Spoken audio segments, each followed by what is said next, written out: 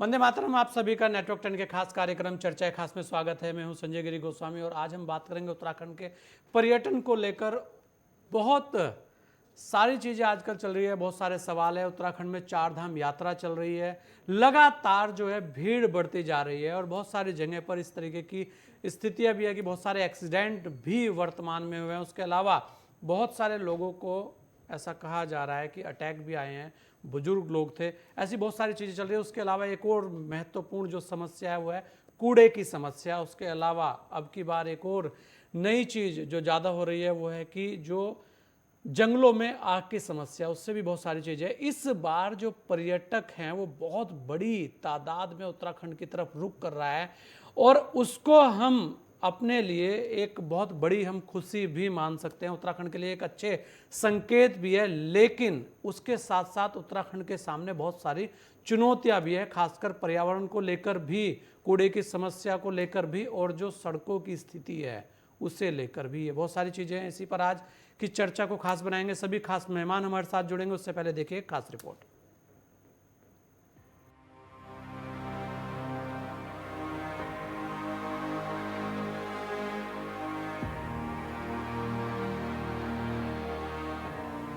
उत्तराखंड के लिए पर्यटन को लेकर कई बातें सामने आ रही हैं। उत्तराखंड जिस पर्यटन पर अपने विकास की आस लगाए हैं, उसमें ये बात रोमांचित कर सकती है कि पर्यटकों का रैला उमड़ रहा है। धार्मिक पर्यटन के लोग धर्म स्थली की ओर जा रहे हैं और सैलानी नैनीताल, मसूरी, धनोल्टी, चोपता, लैंसडाउन, चक्रोता जैसी जगहों की ओर जा रहे हैं। ऊंचे रमणीय इलाके सैलानियों का स्वागत कर रहे हैं। 4 धाम में अब तक 17 लाख से ज्यादा सैलानी धामों के दर्शन कर चुके हैं। पर्यटकों के आने से निश्चित तौर पर यहाँ के व्यवसाय, उद्यम, कारोबार पर अच्छा दिखना स्वाभाविक है। अच्छा पर्यटन स्थानीय जीविका को प्रोत्साहित करता है, लेकिन इसका एक दूसरा पक्ष भी है। हाल ही में तीर्थाटन के लिए निकली एक बस डामटा के पास खाई में गिर गई थी। बस में 27 लोगों को अपनी जान गंवानी पड़ी। बेशक सड़कें चमकदार और चाक चौबंद अच्छी रही हो, लेकिन परिवहन के मामले में कई बातों की तरफ ध्यान देना होगा। तीर्थाटन पर्यटन में अगर सड़क दुर्घटना होती है तो लोगों की जिंदगी लीन जाती है और इसका संदेश भी अच्छा नहीं जाता। यात्रा के सीजन में हेल्थ कारणों और दूसरी वजह से कुछ लोगों की मौत भी हुई है। बेशक यात्रियों के अपने स्वास्थ्य की समस्याएं भी होंगी, लेकिन तब भी स्वास्थ्य का एक बेहतर ढांचा हमें खड़ा करना होगा। जितना पर्यटन का क्षेत्र बढ़ेगा, उतनी ही गति से हमारी व्यवस्थाएं भी होनी चाहिए। केवल यात्रियों की संख्या पर ही हम मुग्ध नहीं रह सकते। ऐसा नहीं कह सकते हैं कि राज्य बनने के बाद हमने इस दिशा में कुछ किया ही नहीं, लेकिन सच्चाई ये भी है कि अब तक हमारा बुनियादी ढांचा और बेहतर हो जाना चाहिए था, खासकर तब जब हमने पर्यटन को ही अपना सबसे बड़ा आधार माना था। पर्यटन विकास के लिए स्पष्ट नीति के साथ साथ समुचित दिशा में काम करना चाहिए। देखा गया है कि जिस आपदा प्रबंधन को लेकर उत्तराखंड में सबसे ज्यादा काम होना चाहिए था, उसको लेकर कुछ चर्चा भी तो होती है जब कोई घटना घट जाती है। सोचा जाना चाहिए कि देश के प्रधानमंत्री को निवेदन करना पड़ रहा है कि केदारनाथ के पास कूड़ा न फैलाएं। बेशक हिमाचल की तुलना में इस राज्य का गठन हुए ज्यादा समय नहीं हुआ है, लेकिन गौर किया जा सकता है कि हिमाचल में इन 6 महीनों में 1 करोड़ से ज्यादा पर्यटक आ चुके हैं। वहां का पर्यटक ज्यादातर प्राकृतिक नजारों को देखता है।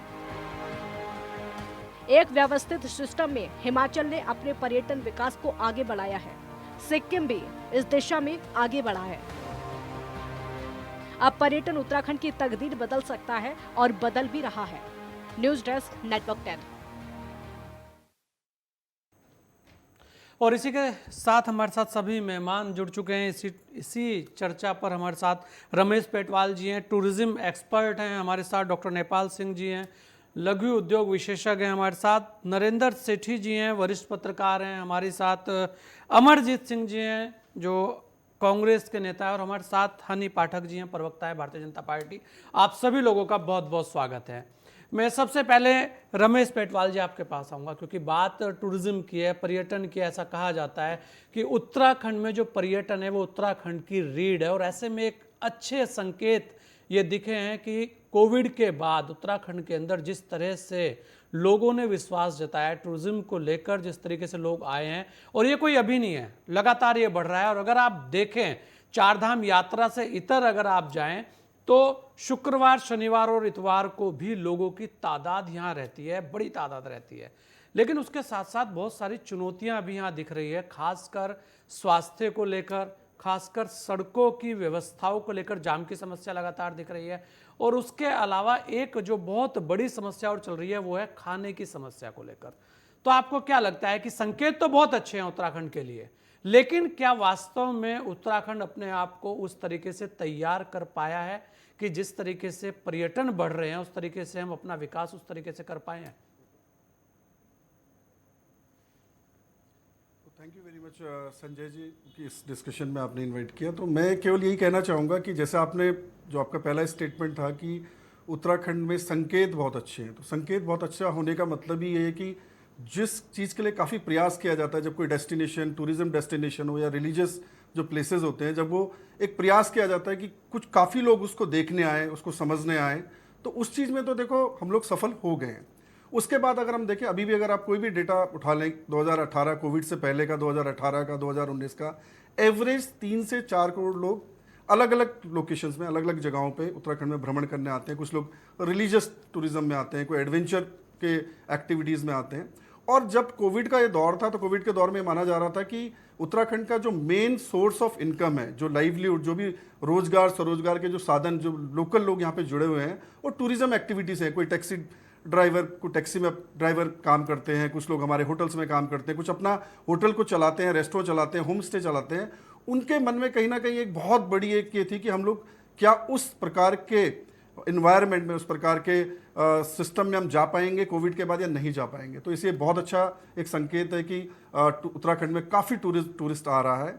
और उसके बाद मैं बोलना चाहूँगा कि जब कोई इस प्रकार की घटना होती है, मतलब अब आपके पास इनफ्लो यानी कि बहुत सारा टूरिस्ट आ रहा है, उसके मैनेजमेंट की जरूर बात होती है। तो कहीं ना कहीं ये जरूर मैं कहना चाहूँगा कि मैनेजमेंट की बहुत ज़्यादा आवश्यकता है। आपने एक बहुत अच्छा बात बोला कि ऋषिकेश में फ्राइडे सैटरडे काफ़ी सारा टूरिस्ट आ रहा है। तो जब टूरिस्ट ये नोएडा, दिल्ली से मूव करता है तो उसको 4 घंटे, मैक्सिमम 4 से 5 घंटे लगते हैं नेपाली फार्म तक पहुंचने में। उसके बाद जब उसकी जर्नी अपने डेस्टिनेशन तक होती है तो उसको फिर नेक्स्ट 1 से 2 घंटा लगता है। उसमें काफ़ी प्रयास किया जा रहा है सरकार के द्वारा, जो भी ट्रैफिक मैनेजमेंट देख रहे हैं, बट आई थिंक उसमें कुछ करने की आवश्यकता है। सेम मैं बोलना चाहूँगा, जब कोई दिल्ली से, नोएडा से, ज़्यादातर इन्हीं सिटीज़ से लोग उत्तराखंड में आते हैं, टूरिस्ट जो वीकेंड में आते हैं, जब वो देहरादून में एंटर करते हैं तो उनको एक समस्या देखनी पड़ती है कि देहरादून तक पहुँचने, बॉर्डर तक पहुँचने में उनको 4 घंटा 5 घंटा लगता है, क्योंकि बहुत अच्छी रोड कनेक्टिविटी दिल्ली और देहरादून के बीच में हो चुकी है। बट जब वो मसूरी अपने डेस्टिनेशन पे जाना चाहते हैं तो फिर अगेन 1-1.5 घंटा 2 घंटा उनको लगता है। तो आई थिंक ये मैनेजमेंट की बहुत आवश्यकता है। अदरवाइज ये बहुत अच्छा संकेत है कि उत्तराखंड में टूरिस्ट आ रहे हैं, चाहे वो चारधाम यात्रा पे आ रहे हैं, चाहे एडवेंचर टूरिज्म के लिए आ रहे हैं। तो इसमें कोई डाउट नहीं कि एक अच्छा संकेत है। बिल्कुल, और संकेत अच्छा होना भी चाहिए। नरेंद्र सेठी जी, आप तो वरिष्ठ पत्रकार हैं, सारी चीज़ें आपने देखी और खासकर पर्यटन पे आपने बहुत अच्छा कार्य भी किया है, बहुत सारी चीज़ें आपकी पढ़ी जाती हैं। अगर आप देखें नरेंद्र जी, बहुत सारी चीज़ें कहना बड़ा आसान रहता है, लेकिन जिस तरह से व्यवस्थाएं होनी चाहिए, मैनेजमेंट की बात की है यहाँ पे रमेश जी ने, बहुत महत्वपूर्ण बात है कि आखिर मैनेजमेंट में आज भी हम उतने एक्सपर्ट नहीं बन पाए जिस तरीके से हमें बनना चाहिए था। ये हम भी कहते हैं कि उत्तराखंड जो है वो पर्यटन की एक रीढ़ है। अगर पर्यटन है तो उत्तराखंड के अंदर रोजगार स्वतः आएगा। एक बात तो यह है कि आखिर मैनेजमेंट में हम फेलियर क्यों रहे, आखिर वो कौन से कारण रहे कि जिस पर सबसे ज़्यादा काम होना चाहिए था उसी पर सबसे ज़्यादा काम नहीं हो पाया। उसके तरह एक और महत्वपूर्ण बात यह है कि डेस्टिनेशन की जो बात हुई है कि पुराने कि मसूरी, नैनीताल, चारधाम यात्रा इसी पर, या हरिद्वार, ऋषिकेश इसी पर केंद्रित रह गए। जो नए डेस्टिनेशन है इस 22 वर्षों में उन पर जो काम होना चाहिए था, कहीं ना कहीं उनकी जो कमी दिखी है। तो जो टूरिज्म है आ रहा है, बहुत अच्छे लोग आ रहे हैं, बहुत अच्छी संख्या है हमारे पास, लेकिन उस संख्या का उपयोग हम और जगह कर सकते थे, वो नहीं कर पा रहे हैं। उसे लेकर आप कैसे देखते हैं? ये 2-3 चीजें हैं और बहुत ही महत्वपूर्ण है। जी नरेंद्र जी। जी संजय जी, पहले तो आपको बधाई, आपने वाकई बहुत ही लाजवाब विषय चुना है आज का। और ये विषय ऐसा है कि जो पूरा यहाँ की प्रदेश की आर्थिकी से जुड़ा हुआ है, यहाँ की रीढ़, यहाँ की जो इकोनॉमिक्स है पूरी, उस पर सारी पूरी की पूरी निर्भर है। और जैसे अभी रमेश जी ने कहा, मैं उनकी लगभग हर बात से पूरी तरीके से सहमत हूँ। लेकिन मैं थोड़ा-सा आपको इसका डिफरेंस बताना चाहूँगा, जो एक धार्मिक पर्यटन है और जो साधारण नॉर्मल पर्यटन है, उसमें क्या फ़र्क है। धार्मिक पर्यटन के लिए सरकार को या यहाँ के होटल व्यवसायियों को प्रोत्साहन नहीं करना पड़ता कि आप आइए और दर्शन करके जाइए, ये लोगों की आस्था का विषय है। उन्होंने गंगोत्री, यमुनोत्री, केदारनाथ, बद्रीनाथ धाम जाना ही जाना है, हेमकुंड साहिब जाना ही जाना है। उन्होंने अपने जीवन काल में उनका एक लक्ष्य होता है कि हमने धार्मिक पर्यटन के लिए निकलना है। फिर वो जैसे भी रह लें, उनको जैसा भी होटल मिले, जैसा खाना मिले, वो इस चीज़ के पिकनिक के मूड से नहीं आते। लेकिन जो हम वैसा वाला पर्यटन है, जो दूसरा पर्यटन है, साहसिक पर्यटन है या हम शीतकालीन पर्यटन है, तो उस पर्यटन के लिए जब तक हम वहाँ पे संसाधन मुहैया नहीं कराएँगे, तब तक मुझे नहीं लगता कि पर्यटन में कोई यहाँ पे किसी तरीके का बूस्ट आने वाला है। क्योंकि बहुत कुछ निर्भर करता है, आप हम यहाँ पे अच्छे होटल्स बना लें, लेकिन अगर उसका स्टाफ उतना सहानुभूति स्किल्ड ना वाला हो। नहीं है, जी। तो वो पूरा का पूरा जो हमारा मकसद है, वो धरा का धरा रह जाएगा। अभी हाल ही में हमने काफ़ी घटनाएँ सुनी हैं, आपने भी देखा होगा कि नैनीताल में हो चाहे मसूरी में हो, स्थानीय जो व्यवसायी हैं, टैक्सी चालक हैं, उन लोगों ने पर्यटकों के साथ मारपीट करी। तो ये एक बहुत ही खराब संदेश जाता है और जो पर्यटक मतलब एक बुराई बुराई की जो दुर्गंध है, वो बहुत जल्दी फैलती है और वो सीधी फैल जाएगी मुंबई भी, कलकत्ता भी, चंडीगढ़ भी कि यहाँ स्थानीय जो इस तरीके का व्यवहार है, उनका इस तरीके का व्यवहार रहता है, वहाँ पर्यटन के दृष्टि से जाने की बजाय हम शिमला को जाएँ, हम वहाँ पे ऐसी घटना नहीं सुनेंगे। तो जैसे रमेश जी ने बताया कि पर्यटकों का रुझान है आने के लिए और लेकिन जब तक हम उनको यहाँ पे अच्छे रहने की, घूमने की, परिवहन की व्यवस्था नहीं कराएँगे और जो जो स्थानीय लोगों का एक समभाव होना चाहिए, अतिथि देव भव वाली संस्कृति होनी चाहिए। जब तक उसका अनुसरण नहीं करेंगे, तब तक मुझे नहीं लगता कि पर्यटन में हम कोई पंख लगा पाएँगे। वो पंख तभी लगाने संभव है जब हम पर्यटन को पर्यटन की दृष्टि से और एक जो अतिथि देव भव वाली संस्कृति है, उस संस्कृति का पालन करते हुए हम पर्यटन को आगे बढ़ाएँ। जी, संजय जी। नहीं, बिल्कुल। और जो नए डेस्टिनेशन है नरेंद्र जी, उन पर भी कहीं ना कहीं अब काम होना चाहिए, वो बहुत जरूरी है। नए डेस्टिनेशन तो देखिए ऐसा है, ये तो मसूरी, नैनीताल, रानीखेत या कौसानी, ये तो अंग्रेजों के बसाए हुए डेस्टिनेशन है।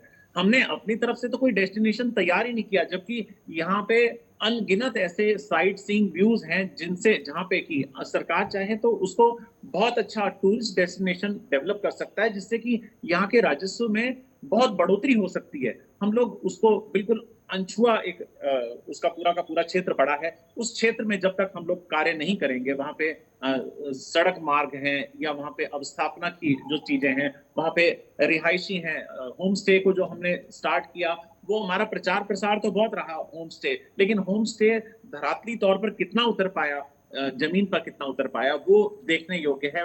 क्योंकि वो योजना जो है उसको पंख लग सकते थे होम स्टे योजना को, लेकिन उसमें सरकार ने बिल्कुल एक इतिश्री कर दी खाली कि अपनी तरफ से औपचारिकता पूरी करके छोड़ दी और जो उनको फीडबैक देना चाहिए था, पीछे स्टैंड बाय रहना चाहिए था सरकार का, वो सरकार नहीं कर पाई। बिल्कुल। अमरजीत जी, देखिए उत्तराखंड की बात हो रही है और यहाँ सरकारें सबकी रही हैं, चाहे वो भारतीय जनता पार्टी की हो और चाहे वो कांग्रेस की हो, दोनों लोग रहे हैं और बारी बारी से रहे हैं। तो ऐसे में बहुत सारी चीज़ें हैं, दोनों ही लोग नहीं कह सकते कि भाई हमारे समय पर ये हुआ और दूसरे के समय पर ये नहीं हुआ और हम ये कर सकते थे, ये नहीं हुआ। बहुत सारी बातें हैं, लेकिन फिर भी हम यही कहेंगे कि वर्तमान में उत्तराखंड के लिए एक शुभ संकेत है। तो ऐसे में पर्यटन को लेकर जो कार्य होने चाहिए, उस कार्य में कहीं ना कहीं अभी भी मैनेजमेंट की कमी दिख रही है। उसे लेकर आप क्या कहेंगे? और ये कमी लगातार बनी हुई है, ऐसा नहीं है कि आज हो गई ये कमी।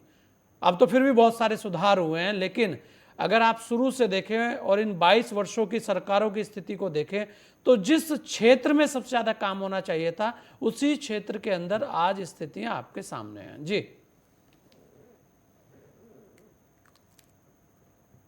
जो अर्थव्यवस्था है बहुत सारी जो है बहुत मुझे लग रहा है 50% से अधिक जो है वो पर्यटन से जुड़ी हुई है और निश्चित रूप से पर्यटन का जितना काम होना चाहिए था उस हिसाब से काम शायद नहीं हुआ और क्योंकि यहाँ समय समय पे आप देखिए आपदाएं भी आती रहती हैं, तो कई बार लोगों में ऐसा डर खौफ भी पैदा हो जाता है, फिर लोगों की संख्या आनी कम हो जाती है।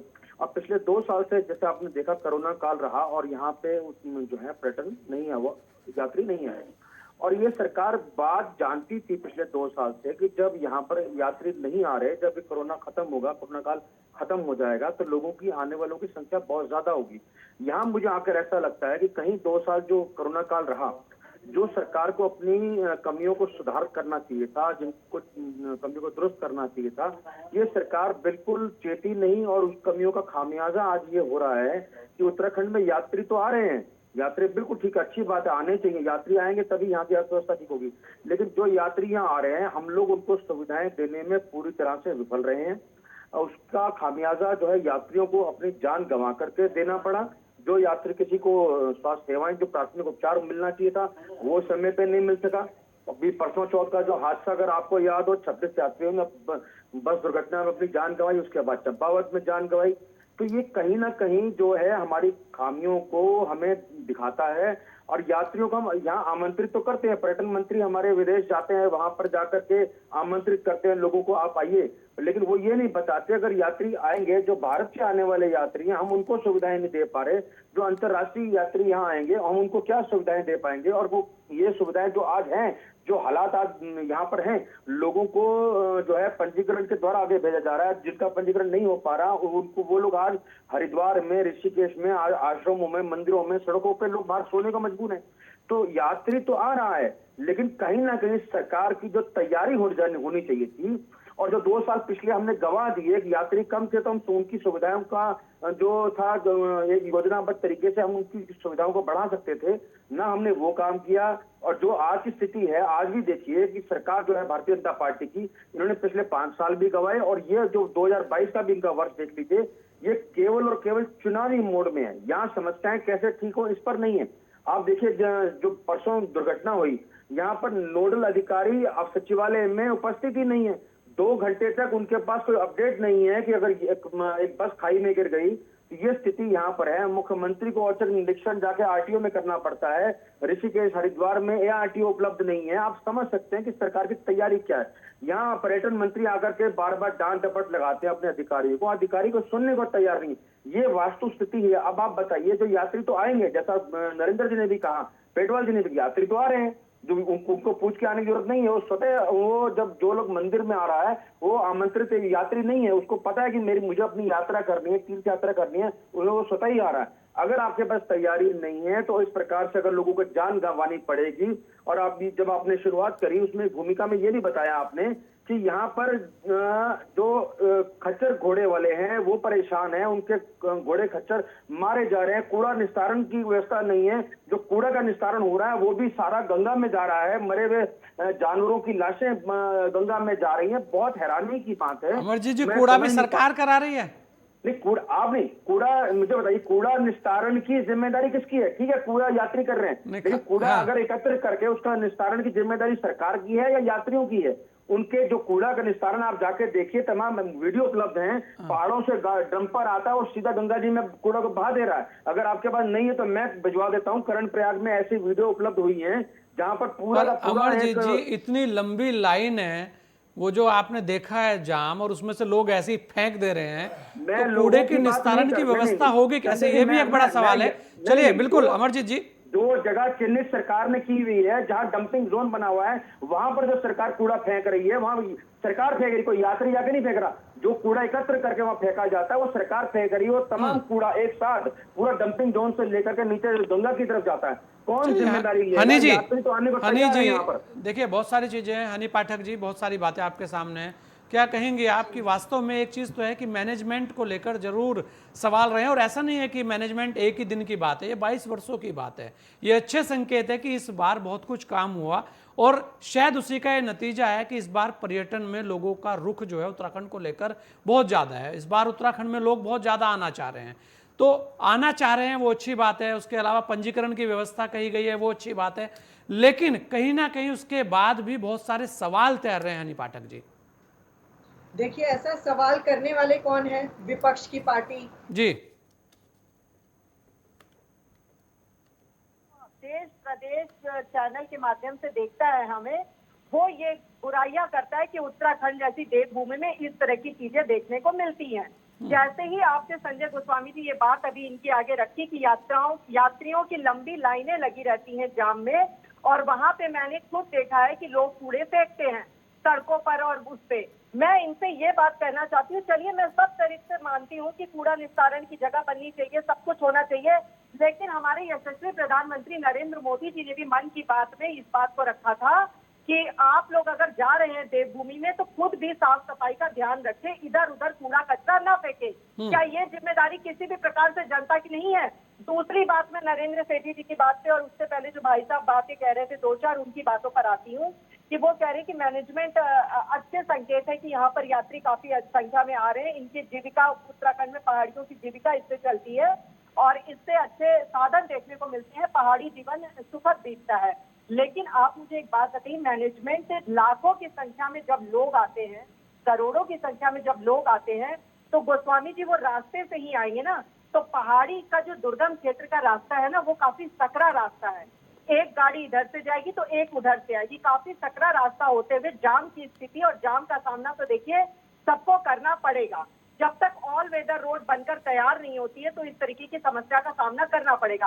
विपक्ष इस चीज के लिए बात नहीं उठाता है कि इन्हीं समस्याओं से, जैसे कि हमारे दोनों भाई साहब ने एक सुझाव दिए, संकेत अच्छे दिए, मैं इन दोनों का शुक्रिया भी अदा करती हूँ। दूसरी बात मैं ये कहना चाहती हूँ कि विपक्ष की पार्टी ये कहती है कि इस तरीके के कामों से निजात नहीं दिए, मैनेजमेंट का काम से निजात नहीं दिए।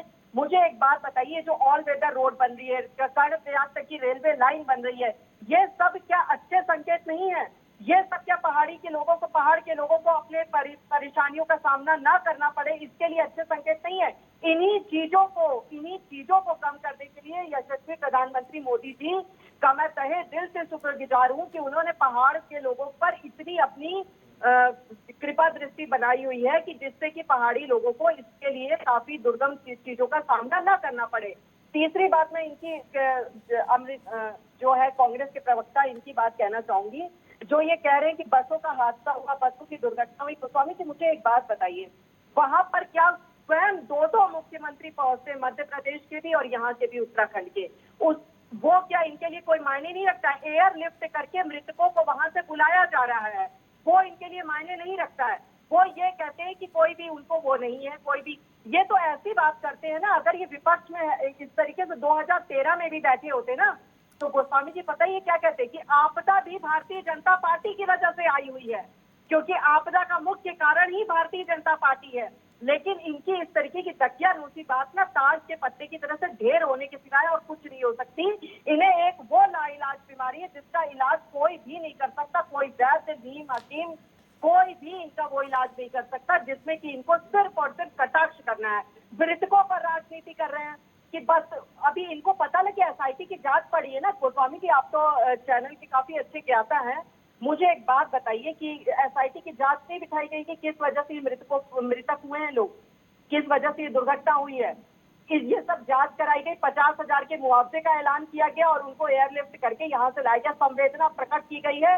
और संवेदना प्रकट करना कोई हम लोगों ने आसान का काम नहीं किया है, ये ऐसा हादसा था कि संवेदना प्रकट करना पड़ता है। और दूसरी बात मैं ये कहना चाहती हूँ कि इतनी बड़ी बड़ी बातें विपक्ष की पार्टी कहती है, मुझे एक दो बातों का ये जवाब दे दे। कल भी मैंने एक डिबेट में इनके एक प्रवक्ता भाई से पूछा था, लेकिन वो जवाब नहीं दे पाए थे कि इन्होंने कौन सी बड़ी बड़ी गतिविधियां ऐसी कर दी है जिसके बल पर ये इतनी बड़ी बड़ी बातें बोलते हैं। इतनी बड़ी बड़ी बातें ये किस चीज पर बोलते हैं? इन्होंने कितनी सुख सुविधा कांग्रेस के कार्यकाल में लाकर यहाँ उत्तराखंड में खड़ा कर दिया था, जिससे उत्तराखंडी इनके आगे नतमस्तक होकर इनको फिर से चुनाव जिता देते। क्यों इनको मुंह की खानी पड़ी? और हम लोग तो फावड़ा, छेनी, हथौड़ी लेकर चल रहे हैं। जो इन्होंने सुख सुविधाएं पहाड़ियों को दी थी उसको हम लोगों ने तोड़ ताड़ के हटा दी है, जो इस तरीके की बड़ी बड़ी बातें करते हैं। जी चलिए डॉक्टर नेपाल सिंह जी, क्योंकि लगातार बात हो रही है उत्तराखंड को लेकर, और उत्तराखंड पर्यटन, और पर्यटन भी एक उद्योग है, ये सभी को पता है। और खासकर उत्तराखंड के अगर परिप्रेक्ष्य में हम देखें तो उत्तराखंड में पर्यटन ही महत्वपूर्ण उद्योग है, ये एक बहुत बड़ी बात है। तो ऐसे में उत्तराखंड के अंदर पर्यटन को लेकर कौन से ऐसे कार्य होने चाहिए कि जिससे कि, क्योंकि यहाँ पर्यटन और साथ में जो आपदा प्रबंधन है इसको भी, क्योंकि आप सारी चीज़ों को लगातार देखते आए हैं, आप खुद उद्यमी भी हैं, बहुत सारी चीज़ें आप वैसे भी देखते हैं, तो आपदा प्रबंधन और वर्तमान में जो पर्यटक आ रहा है उसके लिए व्यवस्थाएं, दुरुस्त व्यवस्थाएं, उसकी सुविधाएं और उसको किस तरीके से हम नए डेस्टिनेशन से जोड़ सकते हैं, यहाँ ये बहुत महत्वपूर्ण चीज़ें हैं। बाकी सारी चीज़ों में आरोप प्रत्यारोप लगातार जारी रहेंगे। जी देखिए संजय भाई, कुछ बातें मेरे पूर्व के वक्ताओं ने क्लियर करी हैं कि एक फ्लो बना है टूरिज्म का, दिल्ली से आसपास के जितने, चंडीगढ़ से जो भी आसपास के शहर थे वहाँ से जाना है। आप थोड़ा सा लिस्ट करने की कोशिश कीजिए, एनसीआर की पॉपुलेशन करीब 6 करोड़ है जी। 6 करोड़ पॉपुलेशन का आदमी आज विदेश जा नहीं सकता, और जो पेइंग वाले थे या जो आस्था वाले थे सभी लोग आज कहीं ना कहीं पहाड़ में जा रहे हैं। हिमाचल का इंफ्रास्ट्रक्चर और ट्रेनिंग और एक्सपीरियंस और एक्सपोजर पहले से ही हमसे बेहतर था उत्तराखंड से, क्योंकि उत्तराखंड में पहले हमारा फोकस जो है मेन बड़े उद्योगों पर एक टाइम में गया, जिसके लिए हमने सिडकुल की स्थापना करी, बहुत सारे लोगों को दिया। उसके कुछ अच्छे भी परिणाम रहे, लेकिन कुछ उसके अच्छे परिणाम नहीं भी रहे। उसका कारण ये रहा कि वहाँ एक पर्यावरण को क्षति हुई, यानी कि जो पानी वहाँ आर्टिजन वेल चलते थे, आज वो 50 फुट 60 फुट पर जो चलते थे, आज वो 100 फुट पर चला गया पानी कमी, लेबर माइग्रेशन हुआ, पर्यावरण को नुकसान हुआ, और लोकल उद्यमी को वहाँ ज़्यादा फायदा इसलिए मिला क्योंकि प्रोडक्ट भी दिल्ली से जाता था, रॉ मटेरियल, और बिकने भी दिल्ली में आता था। लेकिन इस बार जो एक प्रयत्न किया गया कि हम फोकस करेंगे टूरिज्म को, इसमें माननीय प्रधानमंत्री का सहयोग रहा। उन्होंने योग को सबसे बड़ा महत्व दिया, और आज योग मीन्स ऋषिकेश। दुनिया में योग का मतलब हिंदुस्तान, और हिंदुस्तान का मतलब ऋषिकेश को एक कहने के ब्रांड बनाया। तो बहुत सारे लोग योग के लिए भी यहाँ पर आए, बहुत सारे आस्था के लिए लोग भी यहाँ जा रहे हैं, बहुत सारे लोग एडवेंचर के लिए यहाँ जा रहे हैं। तो इसमें जो है एक उद्योग, पर्यटन और पर्यावरण को एक इकट्ठा करके हमें एक लॉन्ग टर्म पॉलिसी बनानी पड़ेगी। जैसे कि कुछ राज्यों ने ऐसा प्रयास किया कि वो अपने यहाँ पॉलीथीन अलाउ ही नहीं करते। यदि हम इस पॉलीथीन को हम ऋषिकेश में या उत्तराखंड में ही प्रतिबंधित कर दें, इस प्लास्टिक मटेरियल को हम उत्तराखंड में यहीं पर प्रतिबंध कर दें, तो ये हमारे दिव्य स्थानों तक ले जाने का ऑप्शन ही नहीं बचेगा। और उसको बायोडिग्रेडेबल यदि हम कोई इसका सब्स्टिट्यूट देंगे, उससे लोकल उद्यमी को रोजगार मिलेगा और वहाँ पर पर्यावरण की सुरक्षा को भी करने का होगा। दूसरा, एक मेरे साथी ने कहा, ये बात बिल्कुल ठीक है कि ऑल वेदर रोड जब बन जाएगी, क्लियर हो जाएगी, तो उसमें कुछ सुविधाएं बढ़ेगी, लेकिन उससे पहले हमें ट्रेनिंग देनी पड़ेगी। हमारे जो अभी टैक्सी ऑपरेटर्स हैं, हमारे जो बस ऑपरेटर्स हैं, जो इतनी अच्छी सड़कें बनी हैं उस पर वो अब उतनी स्पीड से चलाना चाहते हैं जितनी प्लेन में चला सकते हैं, नहीं हो सकता पॉसिबल, भले सड़कें कितनी अच्छी हैं। उनको एक ट्रेनिंग देनी पड़ेगी। हमें फोर्स भी वो जनरेट करनी पड़ेगी जो उनके पास वो सेंसिटिविटी लेवल हो जो टूरिज्म को गाइड कर सकते हैं। एक फोर्स, टूरिज्म फोर्स ऐसी बनानी पड़ेगी जो सिर्फ स्पेशली इसी टास्क को देखेगी। और हमें कुछ ऐसे प्रयास भी करने पड़ेंगे जहां हम अपने टैक्सी ड्राइवर भाइयों को, छोटे उद्यमियों को, गांव के लोगों को इस बात के लिए तैयार करें, ट्रेनिंग करें कि वो जो टूरिस्ट आ रहे हैं उनको वो एक्सपीरियंस और एक्सपोजर करके दें, ताकि वो लोग जब बाहर जाएं तो वो उत्तराखंड को एक अच्छा डेस्टिनेशन बताएं। छोटा सा मेरा इसमें बहुत सारे ऐसे छोटे छोटे उद्योग हैं जो हम गाँव में बना सकते हैं। जैसे जब भी हम टूरिज्म के रास्ते पर जाते हैं, किसी भी 4 धाम के रास्ते पर जाते हैं, सबसे पहले आदमी को 3 प्रॉब्लम आती है। एक अच्छा खाना खाने की जगह, दूसरा उसको कहीं ना कहीं टॉयलेट्स की जगह, और तीसरा उसको कहीं ना कहीं एक छोटी सी लोकल प्रोडक्ट को मिलने की चीज, कहीं वो एक्सपीरियंस कर जाने, यहाँ क्या लेके जाऊं मैं अपनी मेमोरी के लिए। एक प्रयास ऐसा होना चाहिए कि एक डिजाइन, एक ऐसा कैफे सिस्टम जो लोकल उद्यमी चलाए, लेकिन एक फॉर्मेट में हो, क्योंकि सरकार ने बहुत सारे टॉयलेट बनाए, लेकिन टॉयलेट बनाएगा उसको सफाई कौन करेगा? एक नया वेंचर आता है, वो फिर खराब हो जाते हैं। तो उद्यमियों को चाहे सब्सिडी दें तो वो अपना टॉयलेट ही मेंटेन करेंगे, वहाँ एक चाय की कॉफ़ी भी मिलेगी, और वहाँ लोकल उद्यम मिले, कहीं अदरक मिलेगा, कहीं ब्रांच का मिलेगा, कहीं दूसरे जूसेस मिलेंगे, और कहीं क्राफ्ट मिलेगा, कहीं पश्मीना मिलेगा, कहीं दूसरा चीज़ मिलेगा। तो इसको सब चीज़ों को जोड़कर कि इंटीग्रेटेड अप्रोच जो लॉन्ग टर्म अप्रोच होगी। नहीं तो क्या करेंगे, हम बहुत होटल क्रिएट करेंगे ना, तो उससे पर्यावरण के लिए बहुत प्रॉब्लम आ जाएंगी। हमें छोटी चीज़ों को, डिस्टेंस की चीज़ों को, हमें रूरल टूरिज्म को ज़्यादा बढ़ाना चाहिए। जैसे हिमाचल ने प्रयास किया है, उन्होंने अपने एप्पल के उद्यानों में छोटे लोगों को प्रोत्साहन किया, वो लोगों को वहाँ एग्रो रूरल टूरिज्म पर प्रमोट कर रहे हैं। एक होटल इंडस्ट्री को ही बढ़ाना पर्यटन नहीं है, लोगों को इंटीरियर वैली लेके जाइए, वहाँ इंटीरियर को दिखाइए, एक्सपीरियंस कराइए। आज का जो यूथ है वो बहुत एजुकेटेड है, अपनी सब चीज़ को नेटवर्क पर ढूंढ के चलता है, वो उत्तराखंड को एक्सप्लोर करना चाहता है, लेकिन शायद अभी इतना संभव ही नहीं है संजय जी। सभी हमारे पास सभी दुनिया के साथ ये समस्या आ रही है, कोरोना के बाद लोग बहुत स्ट्रेस में थे, वो सब लोग एकदम जाना चाहते हैं, कोई सरकार से उम्मीद करें कि सरकार एक दिन में ऐसा कोई भी सरकार नहीं कर सकती, किसी भी पार्टी सरकार कोई भी नहीं कर सकती। उत्तराखंड सरकार ने बहुत अच्छा प्रयास किया है, उन्होंने अपने आप को ब्रांडिंग करने की कोशिश करी है, अच्छी सड़कों के साथ करने की कोशिश करी, लेकिन वो इंफ्रास्ट्रक्चर एकदम क्रिएट नहीं हो सकता, इतनी पुलिस एक साथ नहीं आ सकती, इतनी फोर्स एक साथ नहीं आती। सबसे अच्छा फायदा ये हुआ है कि अब रिवर्स माइग्रेशन हो रहा है। जो लोग टूरिज्म इंडस्ट्री की वजह से जो लोग नीचे आ रहे थे अब वो वापस जा रहे हैं, ये एक अच्छा शुभ संकेत। टूरिस्ट जा रहा है तो अच्छी बात है, लेकिन रिवर्स माइग्रेशन हो रहा है। लेकिन इसके लिए सरकार को छोटा इनिशिएटिव लेना चाहिए, एक प्रॉपर ट्रेनिंग का, एक प्रॉपर पॉलिसी का। और क्योंकि टूरिज्म सबसे कम एनवायरनमेंट को डिस्टर्ब करता है बजाय इंडस्ट्री के, बिग इंडस्ट्रीज के, और वो लोकल रिसोर्स को कंज्यूम करता है, तो हमारी फर्स्ट प्रायोरिटी सिर्फ टूरिज्म होना चाहिए। क्योंकि उद्योग तो बहुत सारी जगह लग जाएंगे, राजस्थान लग जाएंगे, दिल्ली में लग जाएंगे, यूपी में लग जाएंगे, लेकिन उत्तराखंड को हमें छोटे उद्योगों के लिए, खादी है, लघु उद्योग है, ग्रामीण उद्योग है, हॉर्टिकल्चर है, आपका ये जो है आपका जड़ी बूटी का उद्योग है। हम केरल पूरा आयुर्वेद का इतना बड़ा सेंटर बन गया और बड़ा एक्सपेंसिव सेंटर है वर्ल्ड के मुकाबले में, जबकि सारा आयुर्वेद आप उत्तराखंड का देवभूमि का जनक मानते हैं, लेकिन हम उसमें नहीं इतना कर पाए। ठीक है, योग में थोड़ा आगे जरूर आए हैं, लेकिन वो भी अभी बहुत सिस्टमेटिक हम नहीं कर पाए। तो हमको इस तरह की चीजों पे अपने यूथ को, अपने उद्यमियों को इस पर ट्रेन करके लाना चाहिए। ये एक बहुत बड़ी इकोनॉमी सपोर्ट होगी और हमारा जो यूथ वहां से माइग्रेट करता है उसको लोकल एम्प्लॉयमेंट, क्योंकि पहाड़ में पहाड़ का आदमी काम करेगा, सोचे दिल्ली का आदमी जाकर काम करेगा, कभी नहीं हो सकता है। बिल्कुल, ये बहुत महत्वपूर्ण बात है कि कहीं ना कहीं पहाड़ में पहाड़ का आदमी ही काम करेगा और रिवर्स जो लोग आ रहे हैं उनका वास्तव में स्वागत भी होना चाहिए और बहुत सारी चीज़ों में उनके लिए कुछ ना कुछ योजनाएं ऐसी रहनी चाहिए कि जिससे यहाँ पे रुके। चर्चा जारी रहेगी, लेते हैं एक छोटा सा ब्रेक, जल्द लौटेंगे आपके बीच।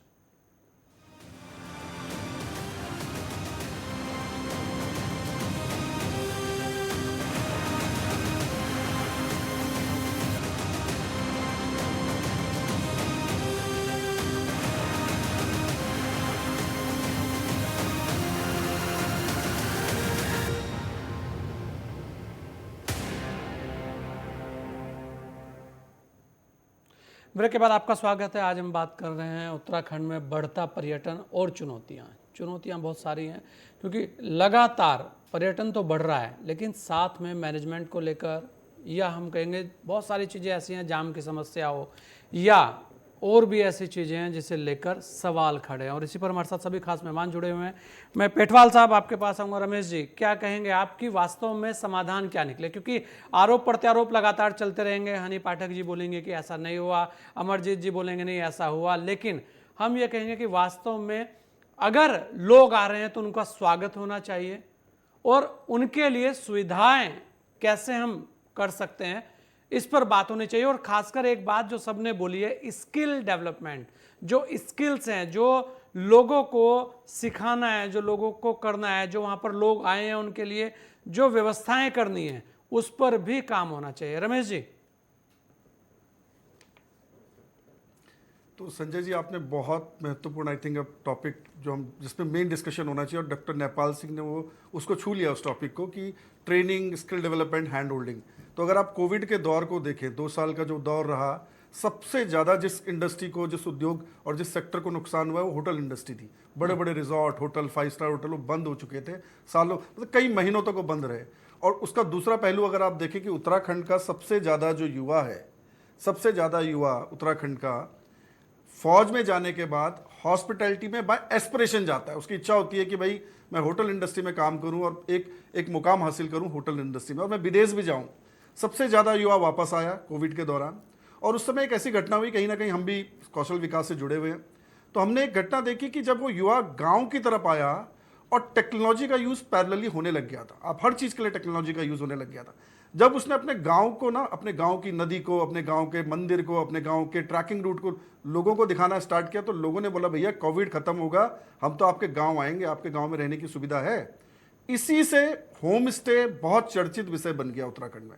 और अगर हम आज बोलें, मैं आपको कई सारी सफलतम केस स्टडी दिखा सकता हूं कि एक युवा बैंगलोर में सेफ है, 5 स्टार होटल में, कोविड के दौरान वापस आया। रैथल जैसे विलेज में लड़का है प्रवीण पवार, आज वो जो पैसा कमाता था बैंगलोर में उससे अच्छा बिजनेस कर रहा है। और साउथ के लोग काफ़ी ट्रैवल करना चाहते हैं ट्रैकिंग रूम में, जो रैथल के ऊपर जो बुग्याल है, दयारा बुग्याल, और उसको आप देखिए कि ये लड़का 7 से 8 साल तक काम कर चुका है ऑलरेडी इंडस्ट्री में। उसको स्किल डेवलपमेंट की आवश्यकता नहीं है, उसको थोड़ा सा मैनेजमेंट की आवश्यकता है, थोड़ा फंड की आवश्यकता है कि भैया 2 रूम और बनाने हैं, कुछ ट्रैकिंग के इक्विपमेंट लेने हैं। तो एक बड़ी महत्वपूर्ण स्कीम है जो मैं देखता हूं कि हमारे राज्य सरकार के द्वारा बहुत उसको प्रसारित किया जाता है, Deendayal Upadhyaya home stay scheme. तो मेरा सजेशन ये है कि reverse migration, employment, self employment, सारी चीज़ों को जो कि डॉक्टर नेपाल सिंह ने भी बोला है, एक स्कीम के माध्यम से एड्रेस किया जा सकता है, वो है होम स्टे। बड़ी बड़ी योजनाओं को देखिए, 4 धाम वाला जो रोड बन रही है ना, उसमें कहीं भी किसी युवा का, किसी उद्यमी जो हम लोग काम कर रहे हैं पहाड़ में, उनका रोल नहीं है, वो सरकारों का रोल है। 4 धाम वो बनाएंगे रोड, उसके अलावा जो ट्रेन के रूट्स बन रहे हैं उसको वो डेवलप करेंगे, पानी की सुविधा करनी है, इलेक्ट्रिसिटी करना है। लेकिन जो होम स्टे है ना, आप ये मान के चले, मैं एक छोटा सा डाटा आपसे शेयर करूंगा। आप अगर सरकार ये उद्देश्य बना ले 10,000 होम स्टे बनने हैं और युवाओं के द्वारा बनाए जाने हैं, अपने गांव में बनाए जाने हैं, उस 10,000 के साथ आप 10 लोगों को और जोड़ दीजिए अलग अलग सर्विस में, किसी को सोविनियर में जोड़ दीजिए, किसी को फूड में जोड़ दीजिए, किसी को क्राफ्ट में जोड़ दीजिए, आप 10 को मल्टीप्लाई बाय 10 से कर दीजिए, देखिए लाखों लोगों को हम रोजगार दे देंगे। तो ये एक पता ऐसा क्षेत्र है जिसमें युवा जाना भी चाहता है। देखिए टेक्नोलॉजी के माध्यम से, मैं खुद टिहरी का रहने वाला हूँ, आज मैं टिहरी झील और उसके ऊपर जो अलग अलग जगहें हैं उनको मैं टेक्नोलॉजी के माध्यम से पूरी दुनिया को दिखा सकता हूँ। सरकार अगर उस युवा की मदद करेगी तो लाइवलीहुड यानी कि स्वरोजगार के अवसर, रोजगार के अवसर बाय डिफॉल्ट, बिल्कुल यही है बिल्कुल रमेश जी। और तो कहीं मेरा ना कहीं ये मानना है कि कहीं होम स्टे योजना को देखना होगा, क्योंकि ये एक बहुत बड़ी चीज है। नरेंद्र सेठी जी देखिए, होम स्टे की बात आई है, होम स्टे किस लिए महत्वपूर्ण हो जाता है, जैसे कि डॉक्टर नेपाल सिंह ने बोला कि आप किसी भी गांव के अंदर जाएंगे तो वहां पर कुछ ना कुछ खास होगा। होम स्टे तो वहां होगा, चलिए वो तो अच्छी बात है, लेकिन वहां कोई खास फल होगा, वहां कोई खास खेती होगी, वहां कोई खास जड़ी बूटी होगी।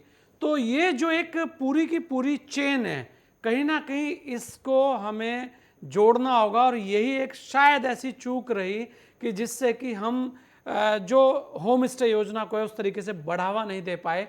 अच्छी बात है, होम स्टे के साथ साथ जड़ी बूटी, होम स्टे के साथ साथ क्राफ्ट, होम स्टे के साथ साथ खेती हमारी, होम स्टे के साथ साथ फल हमारे, बहुत कुछ हम कर सकते हैं। यहाँ तक कि अभी जैसे मैं डॉक्टर नेपाल सिंह से एक बात कर रहा था कि नागालैंड के अंदर शहद 4,500 रुपये किलो बिकता है, जो कि उत्तराखंड के अंदर भी बिक सकता है।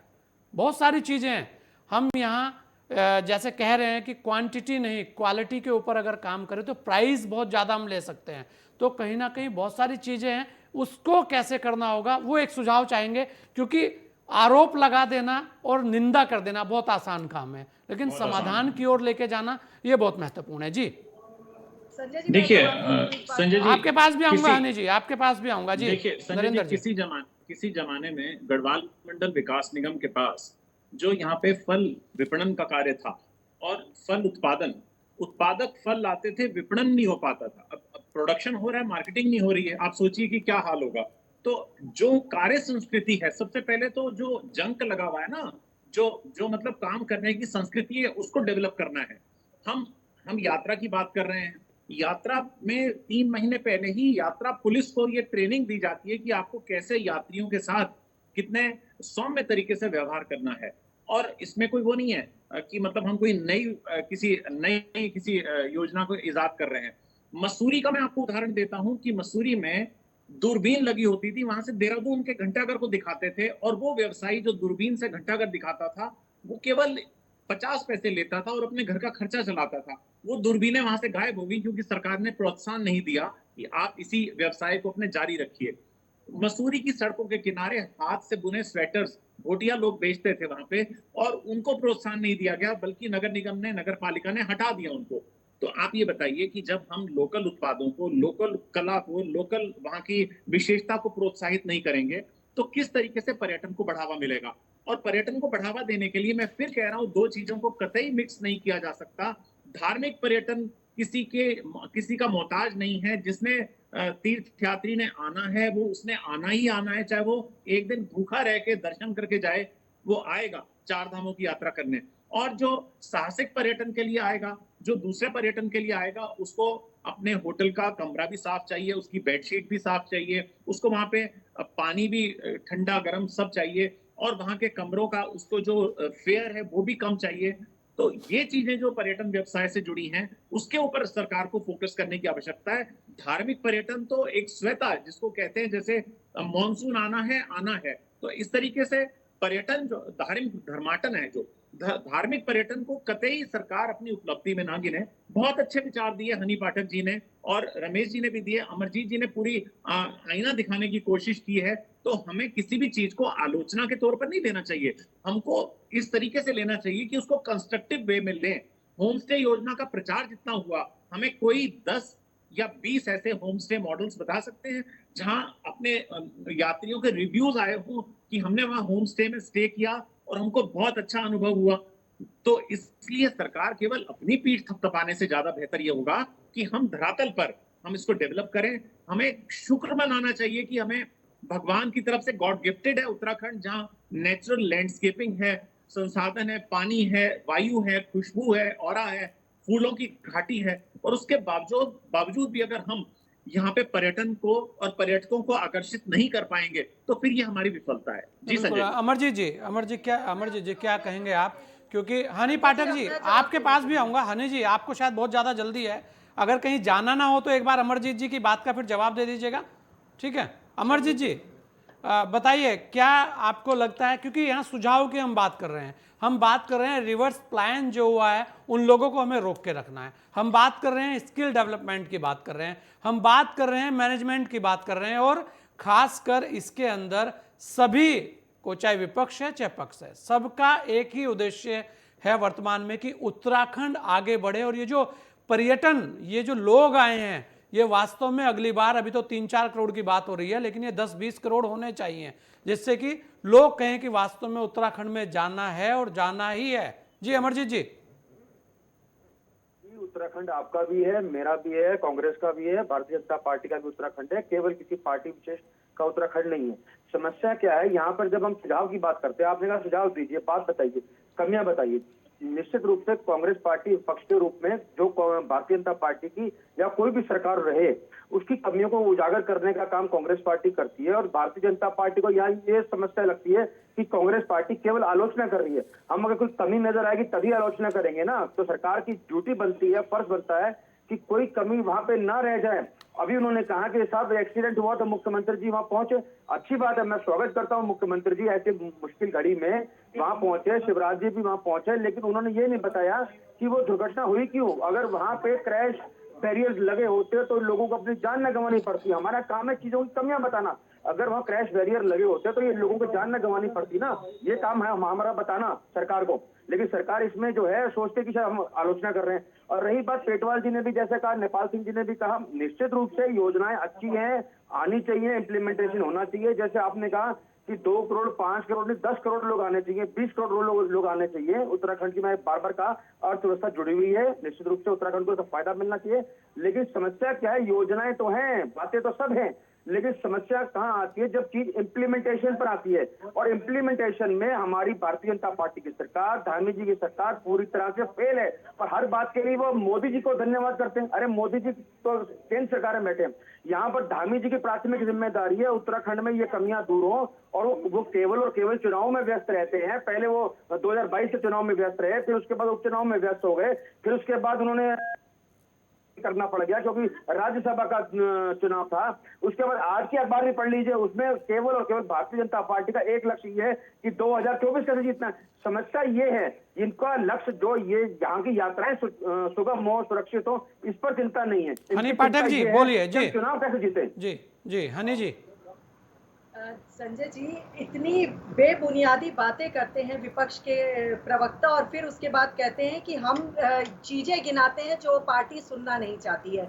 अभी मेरे भाई नेपाल सिंह जी ने, नरेंद्र सेठी जी ने इतनी, और एक भाई साहब और थे, कुछ जानकारियां बताई होम स्टे के लिए। जैसा नेपाल भाई साहब ने कहा है कि होम स्टे की योजना को बढ़ा के इस तरीके से 10-10 लोगों में डिवाइड करना चाहिए।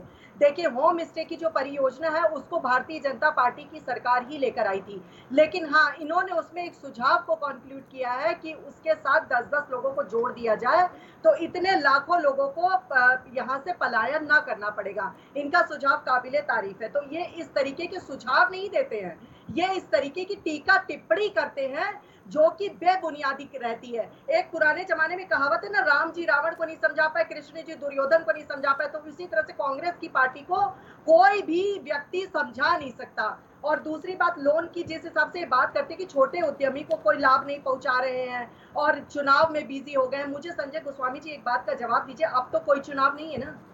उस समय 2022 में चुनाव था, चुनाव को लड़ना जरूरी होता है। अगर आप इतने ही बहुत अच्छे थे तो आप ही चुनाव लड़ना छोड़ देते, लेकिन नहीं, भारतीय जनता पार्टी तो चुनाव लड़ेगी।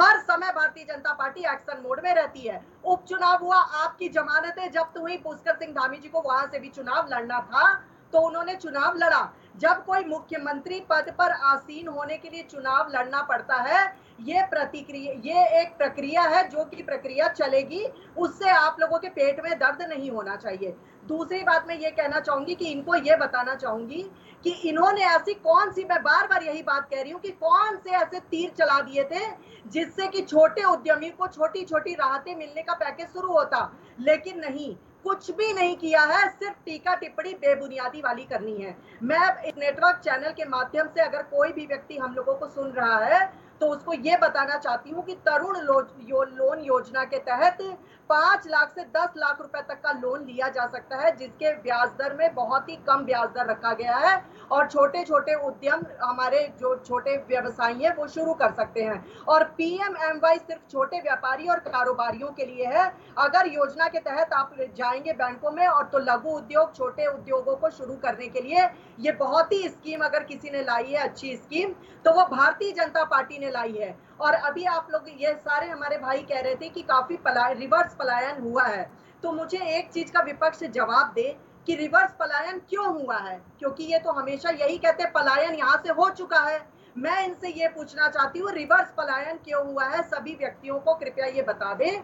रिवर्स पलायन गोस्वामी जी इसलिए हुआ है क्योंकि ये जो छोटे छोटे लोन उपलब्ध कराई है भारतीय जनता पार्टी की सरकार, इससे लोग अपने ही गांव में बैठकर अपने रोजगार को शुरू कर सकते हैं। अभी अगर आप देखेंगे तो पहाड़ी क्षेत्र की 5 लाख महिलाएं छोटे उद्योगों से अपना व्यवसाय शुरू कर चुकी हैं। और जिस प्रकार से उत्तराखंड की संस्कृति को बढ़ावा देकर जगह जगह पहुंचाया जा रहा है, वो भी भारतीय जनता पार्टी की सरकार नहीं पहुंचाया है।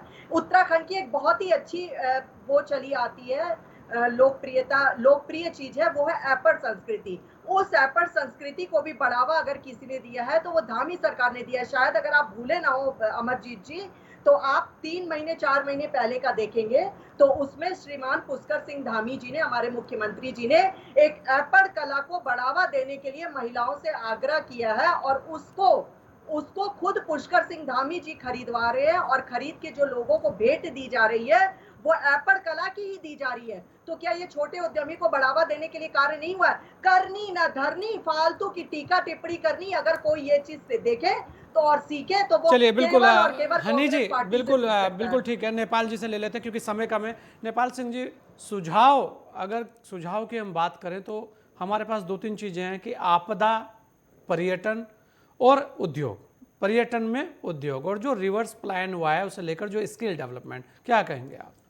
देखिए, मेरा तो सबसे पहला, यदि कोई मेरा सुझाव को माने तो मेरा सबसे पहले सुझाव होगा कि एक वर्ल्ड क्लास यूनिवर्सिटी सिर्फ पर्यटन के लिए बननी चाहिए उत्तराखंड में सबसे पहले, और उसकी ब्रांच भी अलग अलग होनी चाहिए। टूरिज्म मैनेजमेंट एक अलग होना चाहिए, एडवेंचर मैनेजमेंट एक अलग होना चाहिए, उसका स्पिरिचुअल टूरिज्म अलग होना चाहिए, फॉरेस्ट और रूरल टूरिज्म अलग होना चाहिए। उसकी ब्रांच वो स्पेसिफाइड बिल्कुल एकदम टूरिज्म इंडस्ट्री बननी चाहिए जहां हम अपने हाई क्लास जो है अपनी वर्कफोर्स तैयार कर सकें।